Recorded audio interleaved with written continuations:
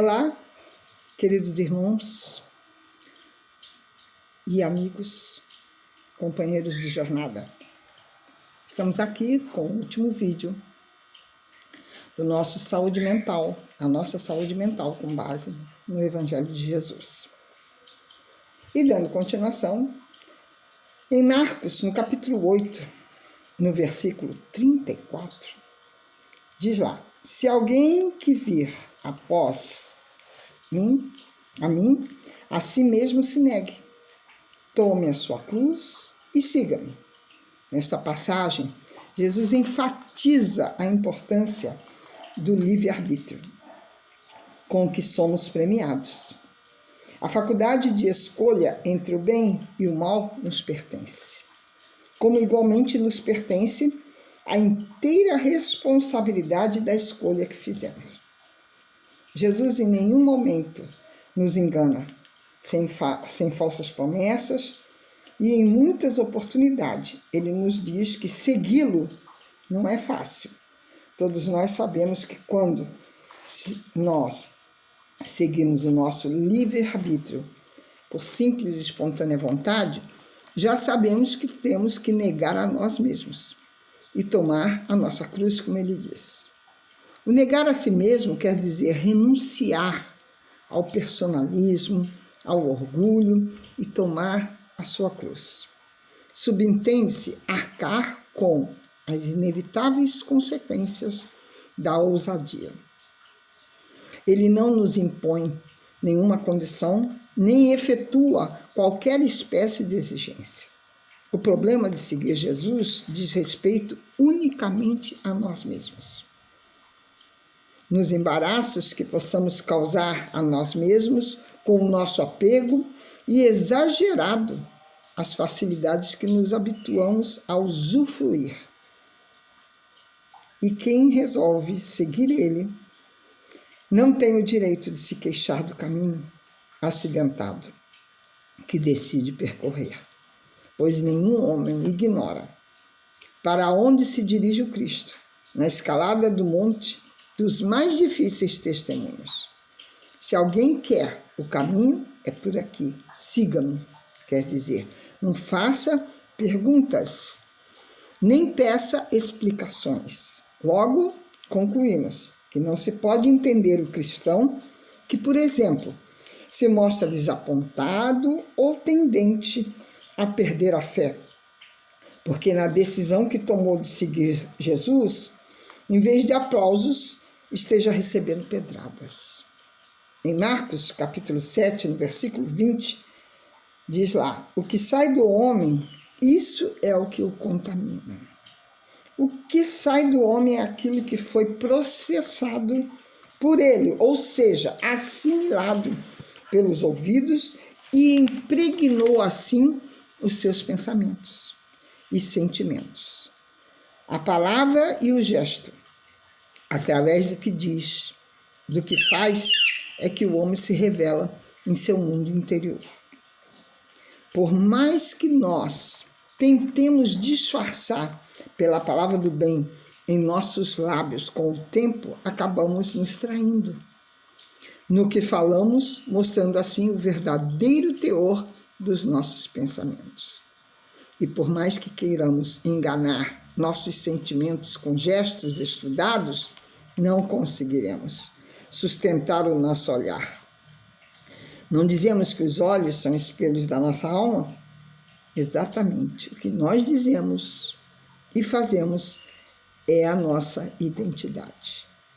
Os judeus, como muitos ainda na nossa atualidade, davam mais importância à aparência do que ele pode ser, do que realmente lá dentro é. Assim que desencarnamos, antes que o nosso espírito vá para qualquer lugar, nos deparamos com um imenso espelho à nossa frente, onde vemos a nossa imagem sem distorções, como verdadeiramente ela é. Então, com a consciência de tudo, efetua o nosso próprio julgamento. A frase de Jesus diz tudo: o homem será conhecido pelas suas obras. Em João capítulo 1, versículo 38, Jesus, voltando e vendo que o seguiam, disse-lhe: que buscais? Disseram: Rabi, usada a palavra antigamente como se fosse mestre, quando assistes, onde assistes? A pergunta que Jesus fez a André e a João Evangelista, que naquele momento estavam representando a humanidade. Sem rumo equivale a uma outra pergunta: qual o seu objetivo de vida? E nós, será que já nos perguntamos o que buscamos na vida? Quais as nossas aspirações? Afinal, o que pretendemos? Pois não vivemos com proveito sem perseguir um ideal de ordem superior? O egoísmo é uma causa de inúmeras doenças da alma. Logo, o homem que não se doa contraria a própria natureza e é egoísta. Não existe na terra pessoas apenas para se satisfazerem, pois a verdadeira felicidade não está esculpida na exploração dos sentimentos alheios. Sem o mínimo de desapego, nada haveremos de conquistar que realmente tenha valor. Que possamos nos conscientizar que podemos derramar quantas lágrimas nós quisermos, mas que não façamos ninguém chorar. A angústia de muitos de nós, sem causa orgânica ou psicológica, de fácil diagnóstico, tem a sua origem na exploração desmedida a que submetemos o patrimônio da vida, sem nada lhe dar em troca. Pensemos nisso. E em Marcos, no capítulo 2, versículo 17, diz lá: o são não precisa de médico, e sim os doentes. A maioria dos doentes da humanidade desejam anestesia e não consciência. Essa é a verdade. Dentre as atitudes terapêuticas de maior importância, uma vai se destacar entre as demais: não cometer injustiças. Mas, se o fizermos, que possamos o mais depressa possível reparar a falta cometida para o bem da nossa saúde espiritual mesmo, né? Quem dá de ombros e não se importa com o sofrimento alheio, por menor que seja, ocasionado aos outros, arcará com as consequências da sua indiferença. Em suma, muito melhor ser vítima do que uma injustiça do que cometê-la. A sensação repetida de culpar rompe com as defesas do espírito e nos expõe à ação patológica de outras mazelas, outras doenças. A vida precisa de ser reverenciada na mais insignificante de suas manifestações, seja ela qual for. A injustiça que não é corrigida é o mal que irá se perpetuar. Alguém disse: ser bom é fácil, o difícil é ser justo. Em Lucas, no capítulo 16, versículo 17, e é mais fácil passarem o céu e a terra do que cair um tio sequer da lei. Essa frase nos diz a grande loucura, a tentativa de burlar a consciência, onde faz esculpida a lei divina. Tudo está sujeito à lei de Deus.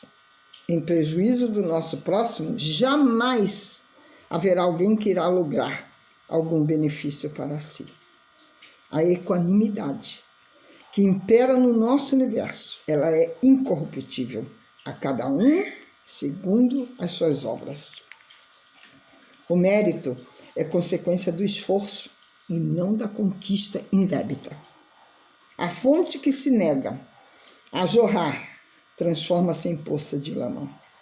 A semente que não se torna fruto é frustração da espécie. Doar-se é a vocação natural de tudo quanto existe.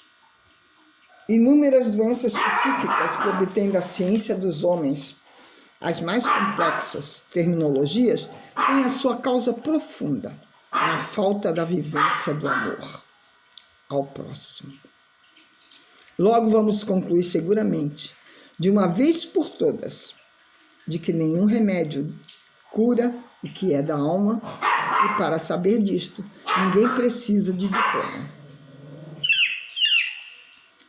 Lá no capítulo 10, versículo 24, Marcos diz: pois eu vos afirmo que muitos profetas e reis quiseram ver o que vedes, e não viram, e ouvir o que ouvis, e não ouviram.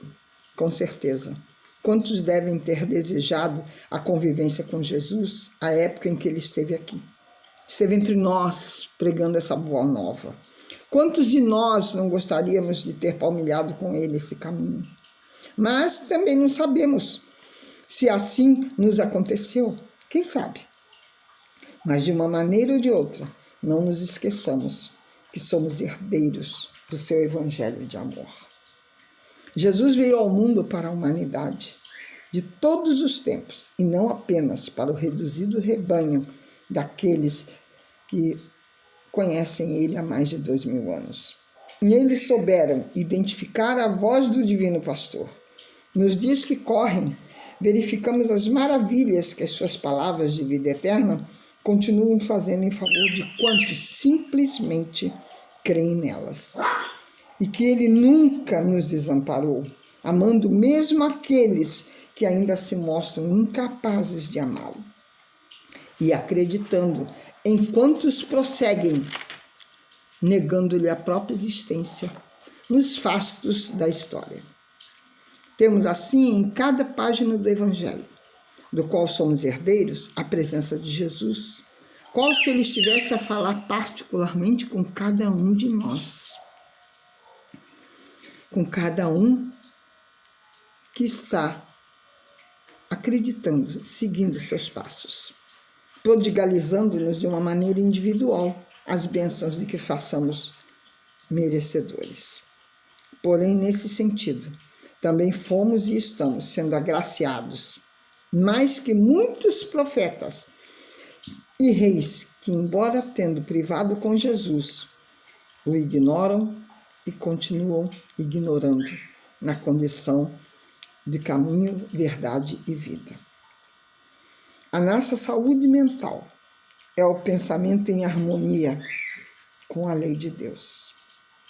Por isso, ela é a harmonia da nossa alma. Joseph Kleber diz: a mente é a usina diretora que transmite as ordens do espírito e dirige a comunidade orgânica, produzindo células, substituindo tecidos, revitalizando ou recuperando sangue, ossos e membros. E ainda o poder mental é o responsável pelas transformações do metabolismo humano, transferido para o corpo físico. Todos os comandos vindos do espírito. E que possamos cuidar da nossa saúde mental com base nesses ensinamentos de Jesus que o seu evangelho nos proporciona. Façamos o evangelho em nosso lar, sigamos as palavras do evangelho. Quando tivermos dúvidas, sentirmos que precisamos de uma orientação, que possamos abrir esse evangelho, porque ele vai nos dar. Acreditem nisso. Fortaleçam-se nas suas orações, fortaleçam-se no evangelho no lar, no evangelho quando precisamos, mesmo que seja fora do horário do dia que já fazemos, para que possamos fortalecer a cada dia mais o nosso espírito e estarmos preparados para os embates que a vida nos dá. Graças a Deus, graças a Jesus, e que possamos estar na paz, na confiança e na esperança, porque Jesus é o comandante desse barco. Beijo em seus corações.